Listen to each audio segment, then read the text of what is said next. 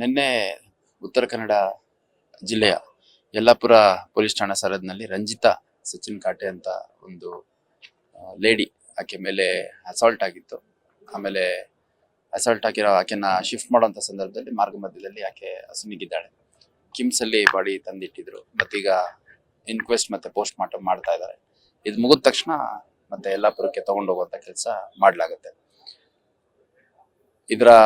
ಈ ಪ್ರಕರಣದ ಆರೋಪಿ ಏನಿದ್ದ ಆ ಆರೋಪಿ ಅಲ್ಲೇ ಯಲ್ಲಾಪುರದ ಸಮೀಪದ ಕಾಡೊಂದರಲ್ಲಿ ಆತನ ಮೃತದೇಹ ನೇಣು ಬಿಗಿದ ಸ್ಥಿತಿಯಲ್ಲಿ ಸಿಕ್ಕಿದೆ ಅನ್ನುವಂಥದ್ದು. ಅದರ ಹಿನ್ನೆಲೆಯಲ್ಲಿ ಏನ್ ಡ್ಯೂ ಪ್ರೊಸೀಜರ್ ಬೇಕಿದೆ ಅದನ್ನ ಮಾಡ್ಕೋತಾ ಇದ್ದಾರೆ ಯಲ್ಲಾಪುರ ಪೊಲೀಸರು. ಮತ್ತೆ ಈ ರೀತಿಯ ಪ್ರಕರಣಗಳು ಹಿಂದೆ ಹುಬ್ಬಳ್ಳಿ ಧಾರವಾಡದಲ್ಲಿ ನಡೆದ ಸಂದರ್ಭದಲ್ಲಿ ಬಹಳ ದೊಡ್ಡ ಮಟ್ಟದ ಆಕ್ರೋಶ ಮತ್ತು ಪ್ರತಿಭಟನೆ ಆಗಿದ್ರ ಹಿನ್ನೆಲೆಯಲ್ಲಿ ಮತ್ತು